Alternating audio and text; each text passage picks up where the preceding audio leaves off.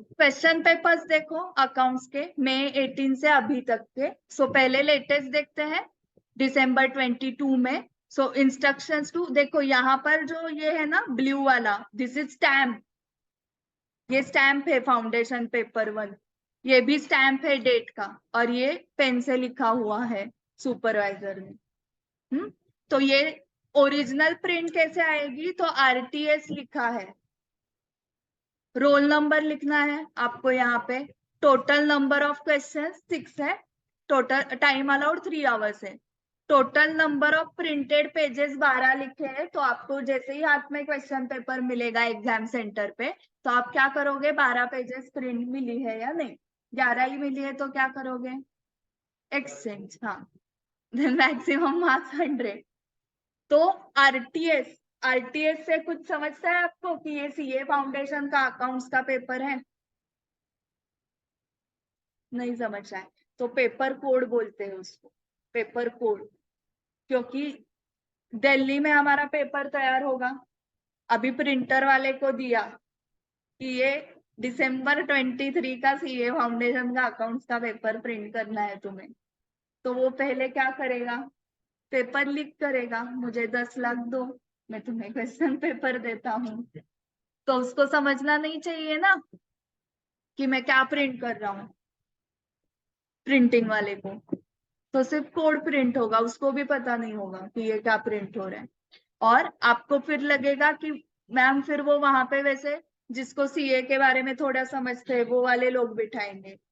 तो वो और सिक्योरिटी के लिए क्या करते हैं, ऐसे 4 सेट्स प्रिंटिंग के लिए जाते हैं, और उसमें से कौन सा सेट स्टूडेंट्स को जाने वाला है वो सिर्फ एग्जामिनेशन कमिटी को पता है।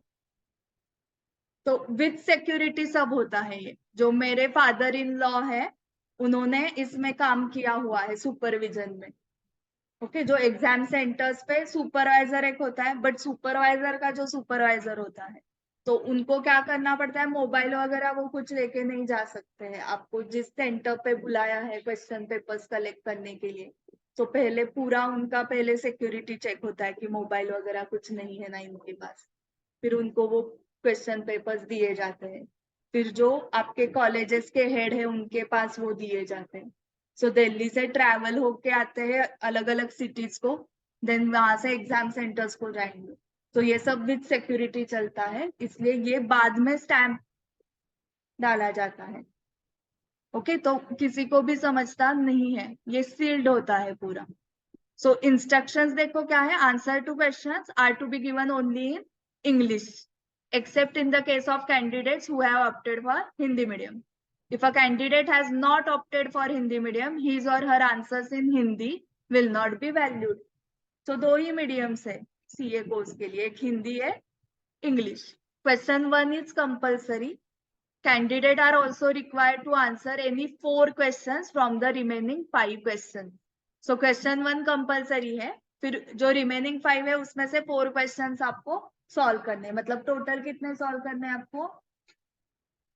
5 सॉल्व करने हैं। Correct. Working note should form part of the respective answer. So rough work अलग होता है, जो आंसर शीट के लास्ट पेज पे आप करते हो यहाँ पर, वो रफ वर्क हुआ। एंड जो आंसर में ही आप वर्किंग करते हो that is the part of answer, उसको मार्क्स है। ठीक है, आंसर शीट आपकी ऐसे दिखेगी मेन एग्जाम की। सो फर्स्ट क्वेश्चन देखो, जो कंपलसरी है उसमें ट्रू और फॉल्स तो पूछा है। 6 क्वेश्चन 2 मार्क्स के लिए, बट विथ रीजन लिखने हैं। वो स्टेट विथ रीजन, सिर्फ ट्रू फॉल्स लिख के नहीं आना है, रीजन भी लिखने। तो ये पैटर्न कंफर्म, मतलब चेंज नहीं होता है, ये फिक्स है पैटर्न। एंड जो थेरी जिन लोगों को पसंद है उनके लिए वो क्वेश्चन 1 भी है 4 मार्क्स का। तो अगर ये कंपलसरी, वो बोल रहे हैं कि थेरी कंपलसरी है, तो मैम मेरी थेरी ऑप्शनल को है, ऐसे हम नहीं बोल सकते ना। अगर इंस्टीट्यूट बोल रहे हैं थेरी कंपलसरी है तो कंपलसरी है। ओके, 4 में से आपको कितना चाहिए, क्या एक्सपेक्टेशन है? 4 आउट ऑफ 4 तो बहुत थेरी करनी पड़ेगी ना तुम्हें, बहुत लर्न करना पड़ेगा। 2-3 भी आ गए तो भी चलेगा ना। नहीं, ऐसे 12 जैसा नहीं होता है, जितना आंसर है उतना लिखना पड़ता है। तो वो 1 पेज का भी हो सकता है या 5 लाइन का भी हो सकता है। जितना आंसर है उतना पूरा लिखना पड़ता है, तो 4 आउट ऑफ 4 मिलते हैं। बट आपने बहुत बार लर्न किया। राष्ट्रगीत पाठ है का तुला? हाँ हाँ, तो वो कैसा ऑब्वियसली है ना, तो ये भी ऑब्वियसली लर्न हो सकता है। राष्ट्रगीत कैसे लर्न हुआ? हाँ, करेक्ट। तो वो सेम प्रोसेस है, आपको ये भी आ सकता है। तो वो प्रोसेस जिसको पसंद है बार बार बार बार पढ़ना। ओके, पोएम्स वगैरह हमने वैसे ही किए थे ना लर्न। वो प्रोसेस अगर आपको, जनरली लड़कियों को पसंद होती है वो प्रोसेस, कि बार बार उसको लर्न करना, तो उनके लिए थेरी देखो, ऑनलाइन में भी प्राजक्ता ने बोला हाँ कि बार बार वही करना है। मतलब बॉयज को वो अच्छा नहीं लगता है कि बार बार वही पढ़ो एंड वर्कअप करो। सो बॉयज के लिए वो थेरी थोड़ा डिफिकल्ट जाता है, उनको कैसे नंबर्स में मजा आता है कि आप कैलकुलेशन बताओ मैम, वो करेंगे हम, बट वो ऐसे पैराग्राफ्स पढ़ने के लिए मत दो हमें।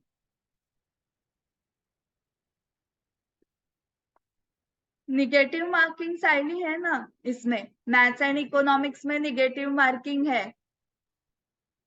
अकाउंट्स में निगेटिव मार्किंग का सवाल ही नहीं आता, डिस्क्रिप्टिव पेपर है। फिर 1C जो है वो 4 मार्क्स का है। सो ऐसे 12+4+4 20 हो गया। फिर 2A 2B, ये 3A 3B, फिर आगे ऐसे ही जाता है पूरे 4B। सो इसमें क्या होता है, कॉम्बिनेशन 12+8 10+10, या ये देखो 5 5 मार्क के 4 question and 6 question. So total 6 question, उसमें से लिखने हैं आपको 5, but first question is compulsory. ठीक है। सो आज डे 1 है, सिर्फ इंट्रोडक्शन लेते हैं वगैरह, ऐसे कुछ होता नहीं है, प्रॉपर स्टार्ट ही करने वाले हैं हम सिलेबस। सो अभी आपके पास बुक्स नहीं है तो भी कुछ प्रॉब्लम नहीं, हम स्टडी मटेरियल यहाँ से देखने वाले हैं। ठीक है, आपको मैंने ऑलरेडी बताया कहाँ से आपको सॉफ्ट कॉपी देखनी है, क्योंकि हमारे पास 200 ही दिन है ना। तो फर्स्ट डे टाइम पास करके चलेगा क्या कि आज मैम डे 1 है तो स्टार्ट मत करो सिलेबस वगैरह।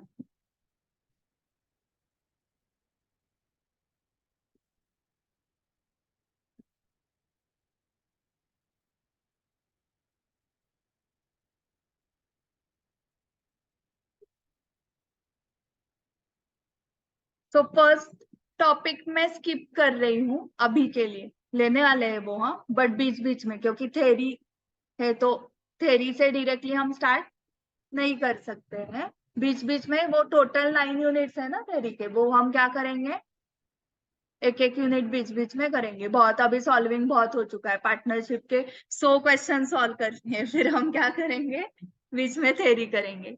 सो चैप्टर 2 अकाउंटिंग प्रोसेस, उसमें फर्स्ट यूनिट हम स्टार्ट कर रहे हैं, बेसिक बेसिक अकाउंटिंग प्रोसीजर है, जर्नल एंट्री। सो इसमें लर्निंग आउटकम्स देखो क्या है, 5 ही चीजें आपको लर्न करनी है।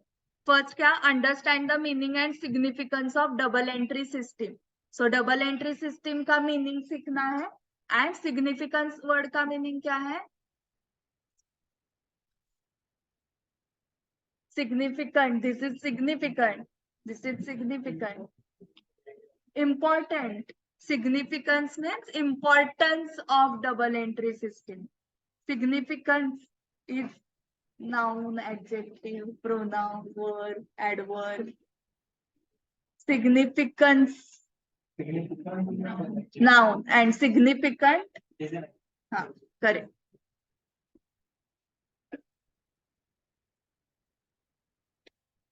Second तो फेवरेट है, familiarize with the term account and understand the classification of accounts into personal, real, nominal. Note the utility of such classification and sub-classification. Note the utility. Utility मतलब use. Classification पता है, sub-classification पता है क्या? Classification देखा आपने, सब-classification क्या है इसके आगे? ओके देखते हैं। इसलिए तो वही तो डिफरेंस है ना, 11-12 हो चुका है आपका and CA foundation. Understand how debits and credits are determined from transactions and events. So transaction का मीनिंग, इवेंट का मीनिंग, एग्जाम्पल दो ट्रांजैक्शंस के, इवेंट के एग्जाम्पल्स दो।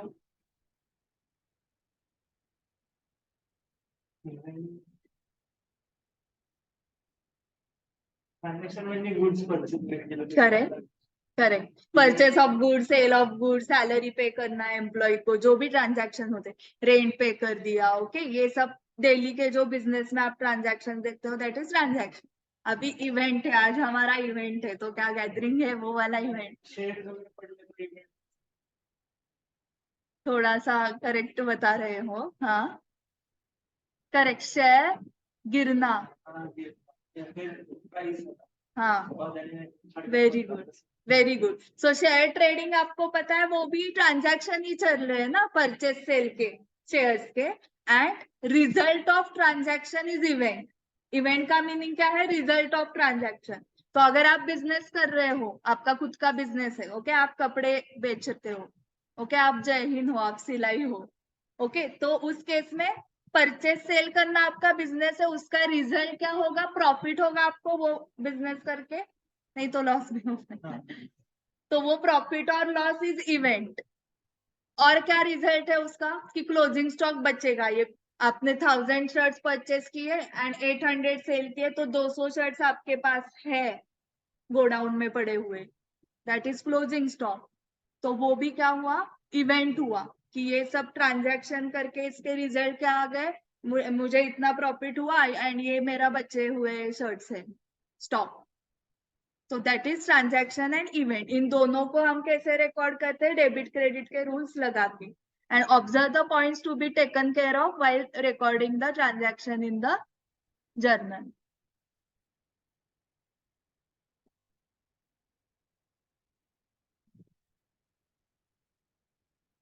Correct side. So source documents, इसको रिकॉर्ड करने के लिए ट्रांजैक्शंस को, आप ऐसे ही मैंने नीरज को बताया कि नीरज आज मैंने 1 लाख के गुड्स परचेस किए, एंट्री कर दो। तो नीरज ने एंट्री करनी चाहिए या मुझे कुछ परचेस डॉक्यूमेंट पूछना चाहिए, डॉक्यूमेंट। कौन सा डॉक्यूमेंट लगेगा तुम्हें, करेक्ट, बिल दिया होगा ना मुझे। तो ये all documents in books which contain financial records and act as evidence of transaction. So वो आपके पास होना चाहिए। अगर आपको सेल्स के एंट्रीज करने हैं, तो आपने कस्टमर्स को जो इनवॉइस दिए हुए हैं, ओके आपको रेंट के एंट्रीज करने हैं, आपका जो प्रीमाइस है वो खुद का नहीं है, आपने रेंट पे लिया हुआ है, तो रेंट का पेमेंट आप जो कर रहे हो वो कौन सा डॉक्यूमेंट होता है, ओनर को रेंट पे करते हो आप, तो उसके लिए लीगल डॉक्यूमेंट कौन सा है, उससे आप एंट्री करते हो। मंथली आपको 1 लाख का रेंट देना है, किसने डिसाइड किया, कहाँ पे है ऑन पेपर, कहाँ पे है, क्या डॉक्यूमेंट बनता है, rent agreement. So rent agreement आपको देखनी पड़ेगी। सो ये ऑडिटर का काम है, ये सीए का काम है। आप बिजनेसमैन हो, आप अकाउंटेंट को बताओगे कि देखो इस प्रेमाइस का 1 लाख का रेंट है मंथली का, तो तुम्हें एंट्री करने हैं rent account debit to bank account. वो बीकॉम वाला बंदा वो एंट्री 12 टाइम्स करेगा, तो वो 1 लाख की एंट्री क्यों कर रहा है, वो as a auditor, as a chartered accountant आप क्या पूछोगे, वो आंसर ऐसे देगा, मुझे तो ओनर ने बताया था 1 लाख की एंट्री करने के लिए। ये आपके लिए सफिशिएंट एविडेंस नहीं है ऑडिट के लिए। आपके लिए एविडेंस क्या होना चाहिए, फिर आप ओनर के पास जाओगे, रेंट एग्रीमेंट दिखाओ, फिर रेंट एग्रीमेंट आपको पढ़ने को आनी चाहिए, वो समझ में आनी चाहिए क्या लिखा है, क्योंकि ऐसे व्हाट्सएप लैंग्वेज में एग्रीमेंट तो बनती नहीं है। वो जो टेक्निकल लैंग्वेज होती है उसके लिए लॉ लगता है, उसके लिए बीसीआर लगता है। तो जिसका इंग्लिश अच्छा है, जिसको लॉ इंटरप्रेट करने को आता है, उसको ही वो रेंट एग्रीमेंट समझे। किसी ने देखी है क्या रेंट एग्रीमेंट,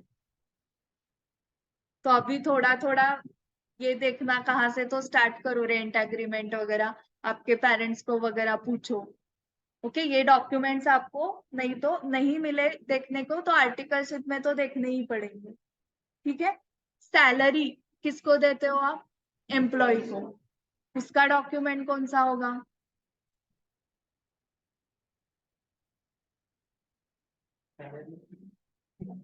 सैलरी डॉक्यूमेंट नहीं, सैलरी स्लिप्स होते हैं, सैलरी स्लिप। ओके, तो सैलरी स्लिप ये डॉक्यूमेंट होता है जिससे आप सैलरीज के एंट्रीज करते हो। आप ये इलेक्ट्रिसिटी का पेमेंट करोगे एंड एंट्री करोगे अकाउंट्स में, उसके लिए डॉक्यूमेंट। ये तो सबसे इजी है, घर पे भी ये आता है, ये इलेक्ट्रिसिटी का बिल। ओके, आपके पास अभी ये तो नहीं होगा, लैंडलाइन तो नहीं होता है, मोबाइल होता है, उसके पेमेंट का क्या आता है आपको? बिल। उसका भी बिल ही होता है ना, मोबाइल का रिचार्ज करते हो उसका पेमेंट। इंटरनेट तो सबके ऑफिस में लगता है, उसका डॉक्यूमेंट। वाईफाई लेते हो ना, तो जिससे वाईफाई लिया, जियो का वाईफाई लिया, तो जियो वाले बिल नहीं देते आपको? देते हैं ना, तो उसका भी डॉक्यूमेंट बिल ही है। ओके, अभी आपके ऑफिस में क्लीनिंग के लिए स्टाफ आएगा, मावशी येतात की नाही झाडायला पुसायला, तर उनका पेमेंट, उसके लिए डॉक्यूमेंट क्या है? Very good, cash book. Okay, bill आता है क्या आपको? बिल आता है उनसे? बिल नहीं आता है, करेक्ट। तो कैश बुक नाम की चीज होती है, अगर किसी को नहीं पता है तो रसिका मैम से देखो cash book. So cash book में क्या होता है, उनका नाम वगैरह अमाउंट वगैरह हम लिखते हैं, डेट बिट, एंड उनसे साइन लेते हैं कि आपको इतने कैश मिल चुकी है। ओके, फिर आपके ऑफिस में क्लाइंट्स आएंगे, उनके लिए आप चाय मांगोगे, कॉफी मांगोगे, स्नैक्स मांगोगे, तो ही वो क्लाइंट बनेगा ना आपका। तो वो सब, तो वो सारे ही टी वाले कॉफी वाले आपको बिल नहीं देंगे। ओके, बड़े बड़े चाय वाले देते। आपने होटल से चाय मंगाया, अभी गणराज होटल से आपने एक जूस मंगाया, तो बिल देगा ना गणराज होटल वाला। बट अभी अपने टपरी से एक जूस मंगवाया है, वो 7 गाड़ी से, तो बिल देगा क्या वो? फालूदा मंगवाया उधर से आपके क्लाइंट के लिए, फिर कैसे होगा वो? पेमेंट तो किया आपने। हाँ, तो वो पेटी कैश बुक में आप रिकॉर्ड करोगे। मैं डॉक्यूमेंट पूछ रही।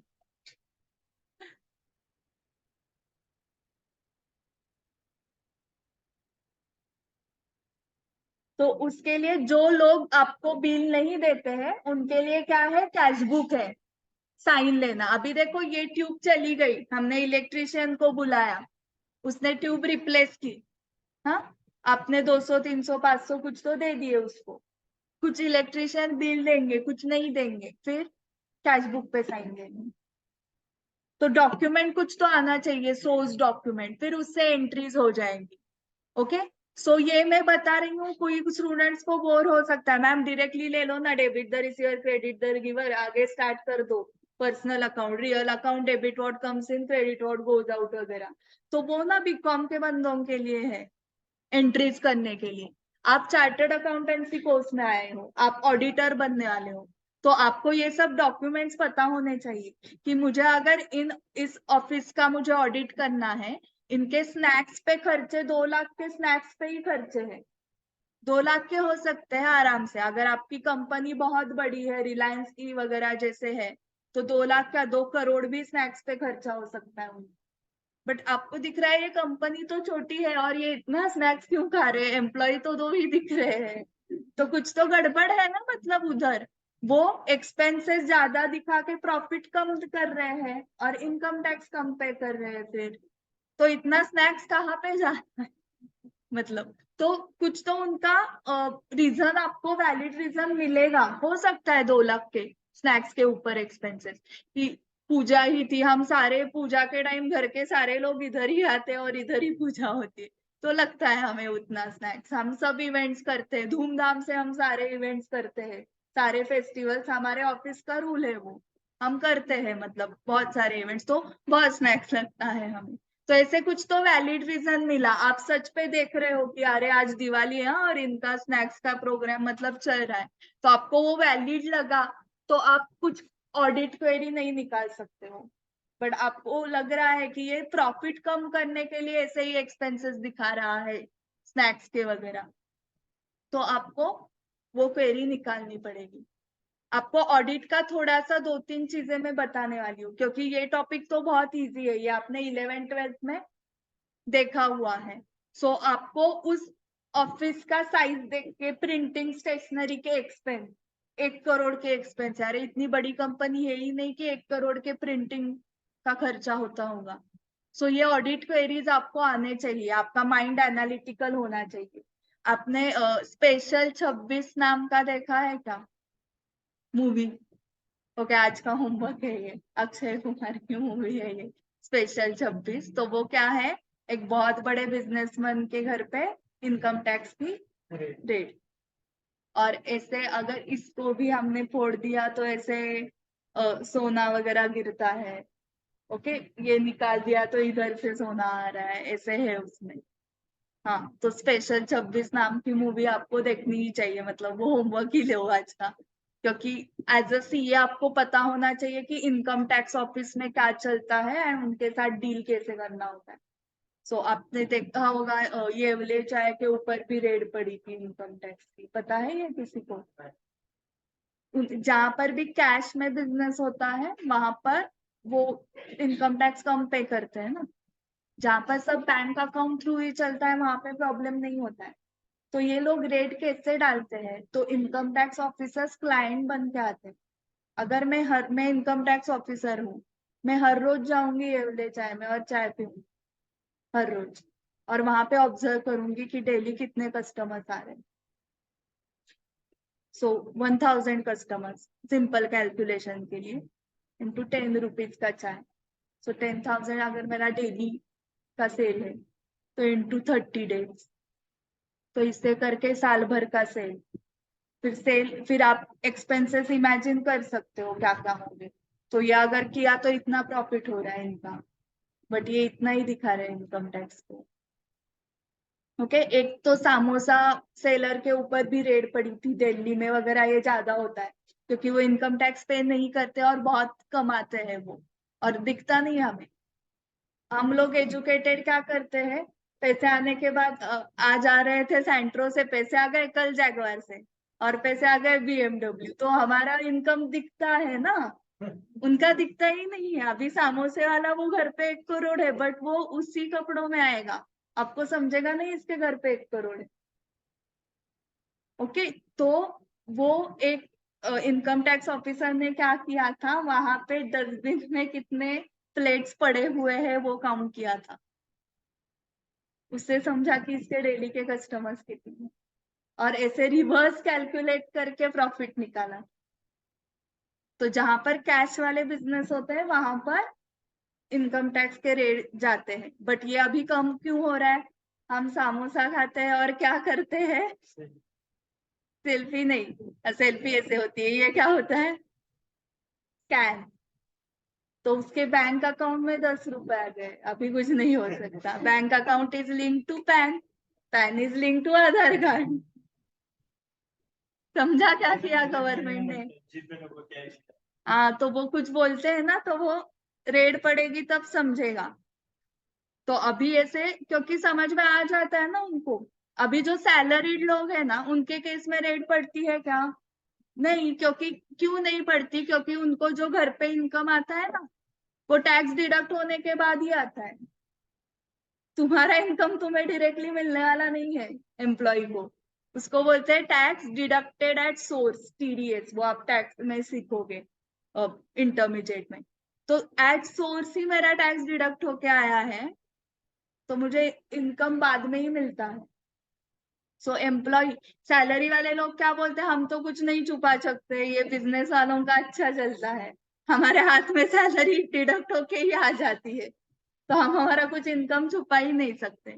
अभी हम उसकी एफडी करेंगे तो एफडी पे इंटरेस्ट लगेगा, वो बैंक अकाउंट में है तो वहां पे पैन है, पैन के साथ आधार है, तो कुछ मतलब कहाँ पे स्कोप ही नहीं रखा है हमारे लिए। ओके, तो ये रेड आप देखते हो बिजनेसमैन के ऊपर होती है। सैलरीड एम्प्लॉय का आपने सुना है कि रेड पड़ गई उसके घर पे? पड़ेगी ही नहीं ना, टैक्स आ ही जाता है उनका पहले, फिर उसको इनकम मिलता है। मतलब तुम साल भर काम करो, हाँ, बहुत मेहनत से 14 घंटे, फिर उसका जो इनकम आएगा ना तुम्हारा, उसका 30% हम लेंगे, गवर्नमेंट बोलता है। काम तुम्हें करना है, हाँ, हम कुछ नहीं करेंगे, बट तुम जो कमाओगे उसका 30% हम लेंगे, 70% तुम्हें मिलेगा, उस पे तुम्हारे घर के खर्चे कर लो तुम। सोर्स डॉक्यूमेंट्स आपको समझ में आ गए। अभी books of original entry and ledger accounts आपको पता है, purchase day book, cash book, sales day book, purchase return book. आगे उनको बोर हो गए हैं शायद। आगे क्या होता है, sales return book, bills receivable book, bills payable book. Okay, वो आगे प्रिंट ही नहीं हुआ है। तो ये सारे जो बुक्स है, अभी आपके वो 4 सब्जेक्ट्स है फाउंडेशन में, तो सबने एक ही नोटबुक बनाया है क्या, या 4 अलग बनाए हैं? हाँ, तो अगर मैंने आपको एक ही बता कि एक ही जर्नल, परचेस की एंट्री उसमें ही, सेल की उसमें ही, सैलरी की भी उसमें ही, सब उसमें ही, और फिर मैंने 1 महीने के बाद पूछा कि हमारे बिजनेस के सेल कितना हुआ है महीने का, तो आप क्या बताओगे, मैम रात को बताना हूँ। रात तक मुझे काउंट ही करना पड़ेगा, क्योंकि बीच में ही सैलरी की एंट्री आती है, फिर सेल की आती है, फिर ये एंट्री आती है, फिर वो एंट्री आती है। तो उसके लिए क्या करना चाहिए अपने, अलग, that is purchase day book, sales day book, purchase return book, sales return book. Okay, फिर salary day book, electricity day book, internet expenses day book. ये क्यों नहीं है, क्योंकि इसके एंट्रीज कितनी बार आएंगे साल भर में, 12 टाइम्स ना, मंथली एंट्री। सैलरी हर रोज उठ के सैलरी देते हो क्या, मंथली है ना ये, तो ये सब जर्नल में जाएंगे। बट साल भर में सेल्स के एंट्रीज कितने होंगे बताओ, पता है नंबर, नहीं पता। आप रिलायंस हो तो कितने होंगे, जियो हो तो कितने होंगे, आप एयरटेल हो, इन्फोसिस, जो भी हो, पता नहीं। परचेस के एंट्रीज 12 टाइम्स ही परचेस करता हूँ मैं साल में।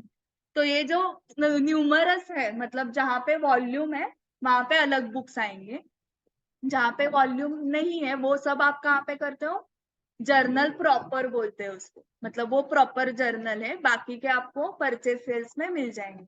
उसके बाद अकाउंट्स में, accounts where information relating to a particular asset or liability or capital income and expense are recorded. So account में क्या होता है, सैलरी अकाउंट, सैलरी अकाउंट है तो उसमें परचेस की एंट्री दिखेगी क्या आपको, नहीं। सैलरी अकाउंट, इस नाम से आपको क्या समझ में आता है, इस अकाउंट में सारे सैलरी रिलेटेड ट्रांजैक्शन है। रेंट अकाउंट, इस अकाउंट में सारे रेंट रिलेटेड ट्रांजैक्शन है, तो वो रेंट पेड भी हो सकता है या आउटस्टैंडिंग भी हो सकता है ना, बट वो रेंट है। ओके, तो वो हो गए अकाउंट। एंड ट्रायल बैलेंस क्या होता है, ट्रायल बैलेंस में जो हमारे लेजर्स होते हैं उसके सारे बैलेंसेस रिकॉर्ड, ओपनिंग या क्लोजिंग बैलेंसेस, क्लोजिंग, हाँ, तो सारे लेजर अकाउंट्स के क्लोजिंग बैलेंसेस आते हैं ट्रायल बैलेंस में। ठीक है, सो मुझे ये बताओ, जर्नल का फॉर्मेट बताओ मुझे। Particulars, debit, credit. हाँ, डेट बताया, पर्टिकुलर्स बताया, एलएफ का फुल फॉर्म, लेजर को, हाँ, एंड फिर डेबिट क्रेडिट अमाउंट्स के। लेजर का फॉर्मेट बताओ, डेट, पर्टिकुलर्स, जे, अमाउंट, डेट, पर्टिकुलर, जे, अमाउंट, डेबिट, क्रेडिट। अमाउंट या अमाउंट, अमाउंट, और बाप रे, इनर आउटर। ओके, इतना आप करते हो और वो आपके पेज में इतना सब बैठता है, बिठाना पड़ता है, बसाओ तो। ओके, करने लगता है। हाँ, एडजस्टमेंट्स आपने वहां से ही सीखे हैं क्या, कैसे करते हैं। तो DRCR, हाँ, डॉक्टर कुठे लिहायचं, लेफ्टला DR, आणि इधर CR, हाँ, वो लेजर में हम करते हैं। उसके बाद ट्रायल बैलेंस का फॉर्मेट,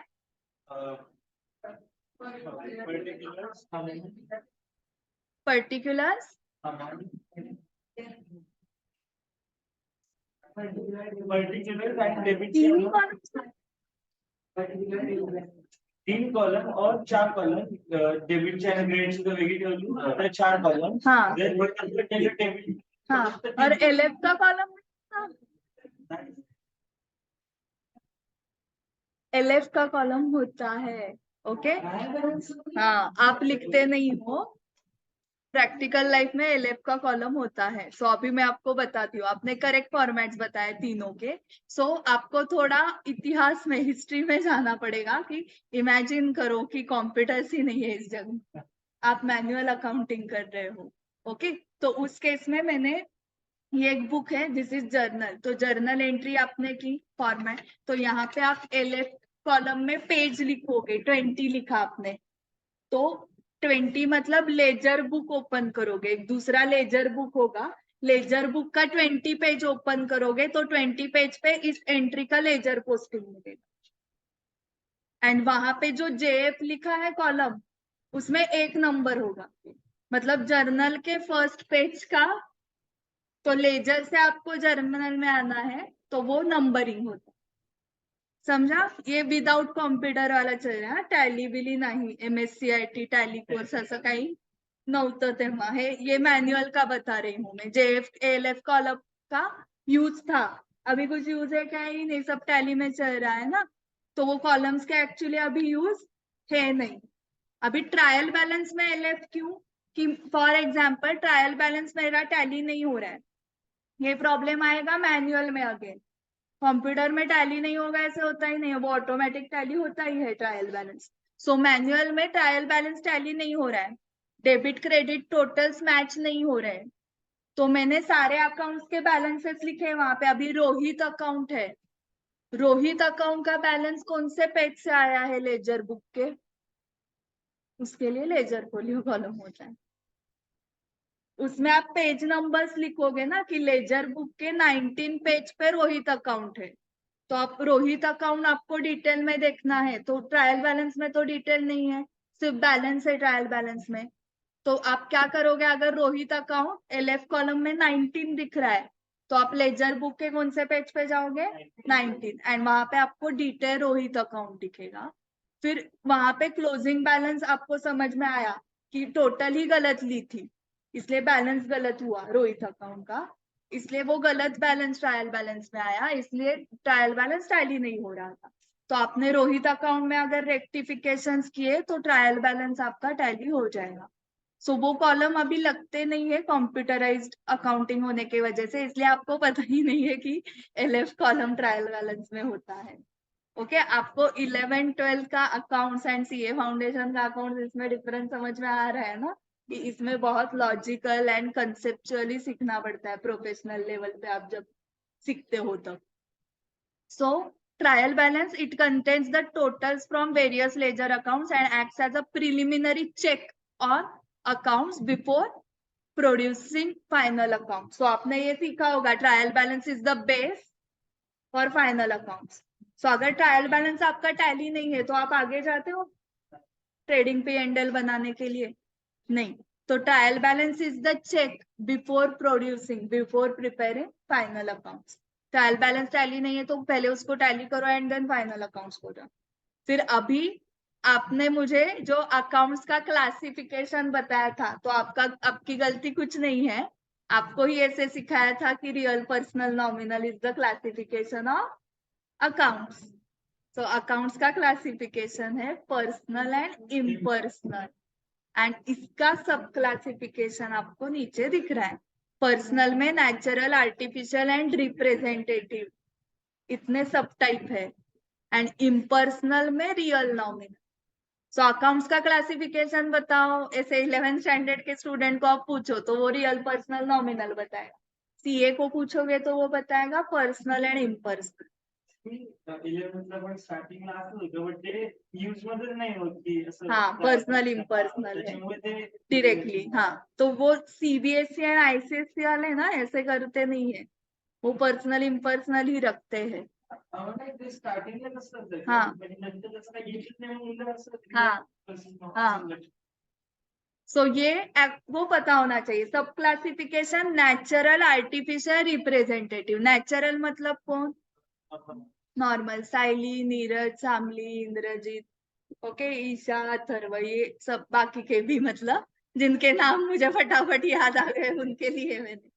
ओके, रवि याद आया, सिद्धार्थ ना, हाँ, ओके। इसका सबसे डिफिकल्ट नाम है मेरे लिए, Aquina. Aquina, okay, Aquina. Kiran, Kiran ना, हाँ, रवि एंड किरण, ये। सो हम सब नेचुरली जो क्रिएटेड है that is natural personal account. अभी सक्सेस मंत्रा एकेडमी कौन सा है, मैंने क्रिएट किया है, तो हाँ, artificial. Bank of Maharashtra, ICICI bank, HDFC, artificial personal account है ये, हाँ, एसबीआई वगैरह, कौन सी भी bank, insure, Nataraj hotel, artificial. वो टपरी फालूदा वाली, जेडब्ल्यू मैरियट, हाँ, तो टपरी से लेके जेडब्ल्यू मैरियट तक सारे आर्टिफिशियल पर्सनल अकाउंट है। अभी रिप्रेजेंटेटिव के आप दो एग्जांपल।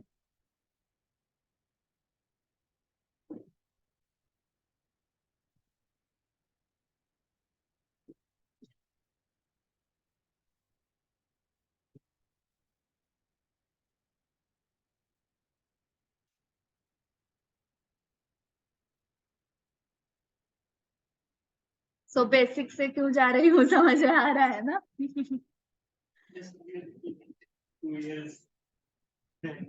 तो वो जो अकाउंट्स होते हैं ना, वो P&L में नहीं जाते, वो बैलेंस शीट में दिखते हैं आपको, ये वाले अकाउंट्स। P&L में तो नॉमिनल अकाउंट्स जाते हैं ना, इनकम एक्सपेंस वाले। बैलेंस शीट में देखते हो आप उन अकाउंट्स को। Outstanding expenses, prepaid expenses, income received in advance, income receivable. Okay, rent outstanding है, आप एंट्री क्या करते हो, rent account debit to outstanding rent. So ये आउटस्टैंडिंग रेंट अकाउंट किसको रिप्रेजेंट कर रहा है, ओनर को ना, जिसको रेंट पेएबल है। आप rent account debit to owner account करते हो क्या? अगर आपने रेंट एडवांस में पे किया है तो आप क्या एंट्री करते हो, prepaid rent account debit to rent account. तो प्रीपेड रेंट अकाउंट डेबिट, ये प्रीपेड रेंट किसको रिप्रेजेंट कर रहा है, उस ओनर को जिसको आपने एडवांस में रेंट पे किया है। ये एक्सपेंसेस साइड हो गए, आउटस्टैंडिंग प्रीपेड। इनकम का बताओ, इनकम रिसीव्ड इन एडवांस, तो जिस आदमी से आपको एडवांस में रिसीव हुआ है उसका अकाउंट ये रिप्रेजेंट करता है। Income receivable, debtor account, okay, income receivable account, तो ये representative personal account. Capital account, अथर्वस कैपिटल अकाउंट या सिर्फ कैपिटल अकाउंट, तो कैपिटल अकाउंट किसको रिप्रेजेंट कर रहा है, अथर्व को। ओके, सो ये रिप्रेजेंटेटिव अकाउंट्स हो गए। इन तीनों को debit the receiver, credit the giver वाला ही रूल लगेगा ना, हाँ, क्योंकि ये पर्सनल अकाउंट के ही सब क्लासिफिकेशन है। रियल अकाउंट का रूल एंड नॉमिनल अकाउंट का, करेक्ट। अभी आपको थोड़ी 11 की याद आ जाएगी, ये लूका द पैसियोली आ गया, Italian friar and mathematician, publish Summa de Arithmetica Geometrica Proportionalita. ये कौन सी लैंग्वेज है, इटालियन लैंग्वेज है। इसका इंग्लिश वर्जन सुनो अभी, everything about arithmetic, geography and proportion नाम का बुक लिखा था लूका द पैसियोली ने। आंसर मैंने इंग्लिश वाला दे दिया, इटालियन वाला नहीं, ये आता ही नहीं है, ये ऐसे ही हिस्ट्री चल रही है। ये साइंस वालों को होता है ना थोड़ा, वो ज्यादा एनालिटिकल होते हैं कि अकाउंट्स कहाँ से आया था। अगर हमें कुछ आया था क्वेश्चन ऐसे कि अकाउंट्स कब से वगैरह, ये क्वेश्चन साइंस वाले बच्चे ही पूछते हैं। ओके, तो ये उनको बोलने का 500 पुराना है हमारा अकाउंट, इतना ओल्ड है। ओके, लुका द पैसियोली नाम का एक इटालियन मैथमेटिशियन था। प्रेयरर मतलब वो ख्रिश्चन होते हैं ना, तो आपल्या इथे कोण असतं, पुजारी असतो की नाही मंदिरात, तो प्रेयरर मतलब जो चर्च में फादर होते हैं, हाँ, तो लुका द पैसियोली वो भी थे एंड मैथमेटिशियन भी थे। ओके, तो उन्होंने एक बुक लिखा था, everything about arithmetic, geography and proportion. उस बुक में उसने फर्स्ट टाइम ये बताया, the first book that describe the double entry accounting system. और ये जिस दिन को किया उस दिन को इंटरनेशनल अकाउंटिंग डे बोला जाता है। कौन सा डे है वो? 11th के टेक्स्ट बुक में है ये आपके, HSC स्टेट बोर्ड, 10th नवंबर। ओके, ईयर आप बताओगे, ईयर आप बताओ। 11th का टेक्स्ट बुक है क्या घर पे? ओके, मैं सॉफ्ट कॉपी ग्रुप पे डालती हूँ, ईयर आप बताओगे। ओके, वेरियस डे होते हैं ना, वड़ा पाव डे, चाय डे, इडली डे। ओके, वैसे अकाउंट्स का डे, सीए डे क्या होता है? कौन से डेट को सीए डे होता है?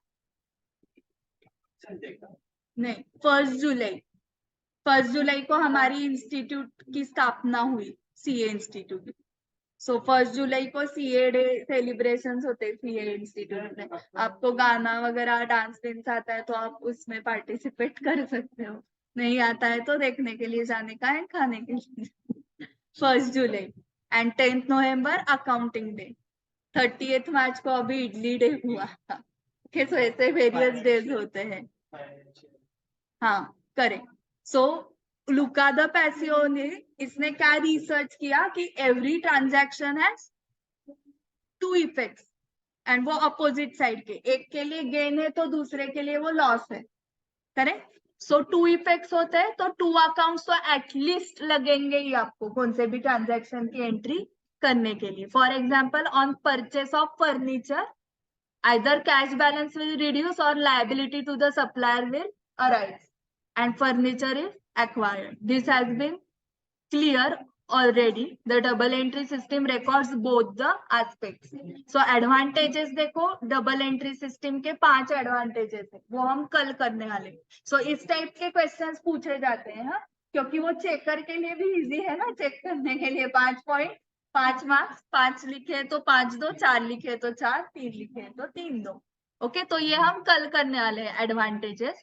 सिर्फ अकाउंट का मैं बताती हूँ फॉर्मेट। देखो यहाँ पर उन्होंने दिया है कि कुछ तो 11 ट्रांजेक्शन हुए हैं कैश रिलेटेड। सो रिसीट्स रिलेटेड यहाँ पे लिखने हैं, पेमेंट्स रिलेटेड यहाँ पे लिखने। इवोल्यूशन कैसे होगा देखो अकाउंट का, पहले लोग ऐसे लिखते थे, कैश आ गई इस साइड को लिखो, कैश गई उस साइड को लिखो। फिर धीरे धीरे वो डेट भी लिखना चाहिए, अरे 10 लाख का बैलेंस था, 2.50 मतलब 2,50,000 आ गए, लिख दिया। फिर 1 साल के पूछा कब आए थे, नहीं पता, फिर वो डेट कॉलम आया। फिर 2,50,000 आए, क्यों आए, किसने दिए, फिर वो पर्टिकुलर्स का कॉलम आया। तो ये कौन से जर्नल से आया था, नहीं पता कौन से पेज पे, तो वो जेएफ का कॉलम आया। ऐसे करते करते वो इवोल्यूशन हुआ एंड आपने जो करेक्ट अकाउंट का फॉर्मेट बताया मुझे वो, ठीक है।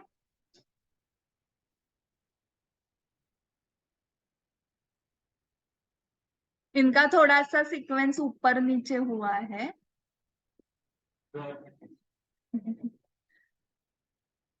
हम जो रियल पर्सनल नॉमिनल कर रहे थे ना, वो छोड़ ही दिया, वो डायरेक्टली इधर आया 2.13 पेज पे।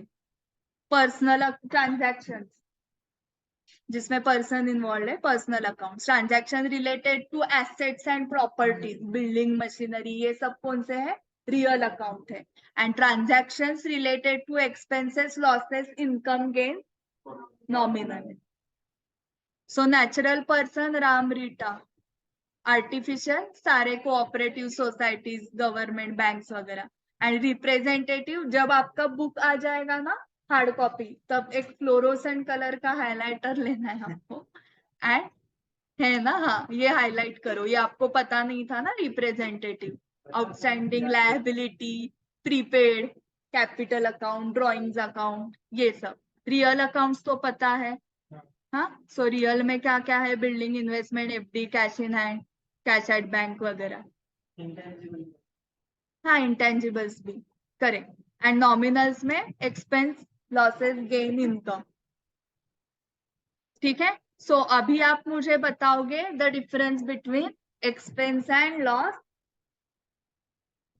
and difference between income and gain.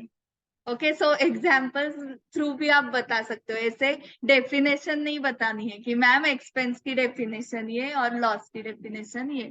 अगर कोई बिजनेसमैन रिफ्रेशमेंट पे कुछ खर्चा कर रहा है तो दैट कंसीडर एक्सपेंसेस, करेक्ट. और अगर उसका खर्चा बहुत बड़ा और हाँ. उसका इनकम आ ही नहीं रहा हाँ, तो उसको जो होता है वो लॉस. ओके, तो वो प्रॉफिट लॉस में से लॉस हुआ, वो वाला नहीं चाहिए. ऐसे ही लॉस भी होता है. हाँ, मतलब अगर उसके पास कोई वेजिटेबल बेचने वाला है वो और करेक्ट, वो पेरिशेबल है, करेक्ट, अगर वो नहीं बिका तो करेक्ट, उसको लॉस हो गया. करेक्ट. और अनदर एग्जांपल इज कि अगर उसने बहुत सारे मतलब अभी ट्रेंड चल रहा है सब कुछ बियर्ड का ट्रेंड चल रहा है. हाँ, केजी फाइव कुछ पर हाँ, तो एक एक्टिविस्ट ने बियर्ड को बहुत सारे मंगा लिए हाँ, और फिर से शाहरुख खान आ गया क्लीन शो का ट्रेंड कर दिया हाँ. तो उसका तो लॉस हो गया.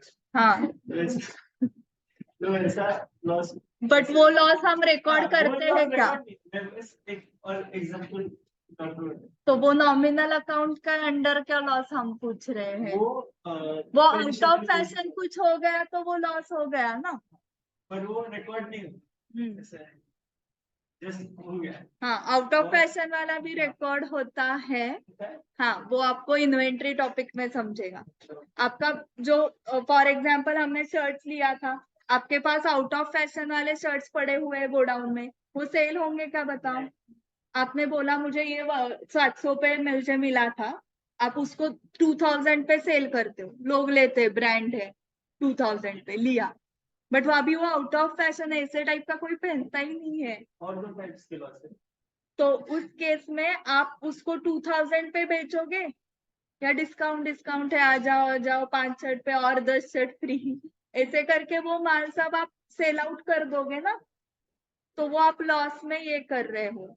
सो आपको जो inventory is recorded at market value और cost whichever is lower, वो कंसेप्ट वहां पे आ जाती है, वो हम बाद में सीखेंगे. और दो लॉस कौन से है तुम्हारे हिसाब से? तो एक सामने ओके, सो इतना कुछ दिमाग लगाना नहीं है. आपके फेवरेट है वो सारे accounts, loss by fire, loss by theft, है कि नहीं favourite? Loss by accident. Okay, ये 3 तो फेवरेट है सबके, यही आते हैं ना बार बार final accounts of sole proprietor में, loss by fire, loss by theft, loss by accident. तो ये सब जो लॉसेस है उसके रिलेटेड इनकम कुछ नहीं है. ओके, आप सैलरी क्यों एम्प्लॉय को पे कर रहे हो, आप इलेक्ट्रिसिटी क्यों पे कर रहे हो, आप इंटरनेट क्यों पे कर रहे हो, आपको बिजनेस करना है उसके लिए ये सब लगता है, ये सब पे करने से कस्टमर आएगा, इनकम आएगा. ओके, आग लग गई, लॉस बाय फायर, उसके रिलेटेड इनकम. इंश्योरेंस क्लेम मिलने के लिए मैम मैंने खुद ने ही गोडाउन को आग लगा दी. प्रिंसिपल ऑफ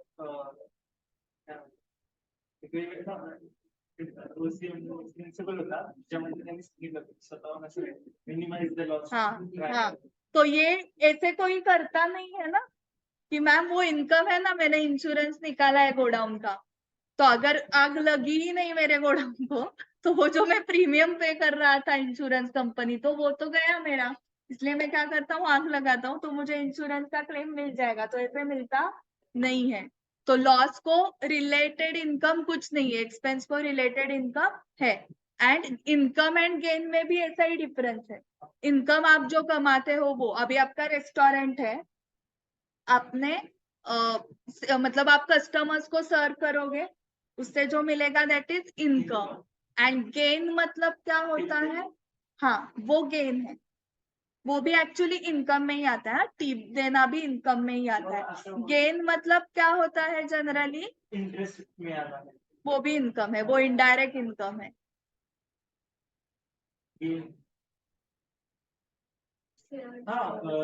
एखादी प्रॉपर्टी, वो प्रॉफिट है. एखादी प्रॉपर्टी आपण परचेस केली असेल, तिचे रेट्स वाढले, ते इन्कम काय म्हणतात, तो गेन. देखो, जैसे लॉस के लिए कुछ इनकम नहीं है मैचिंग, वैसे गेन के लिए एक्सपेंस कुछ नहीं है, मैचिंग एक्सपेंस कुछ नहीं है, ऐसे ही गेन हो जाता है वो आपको.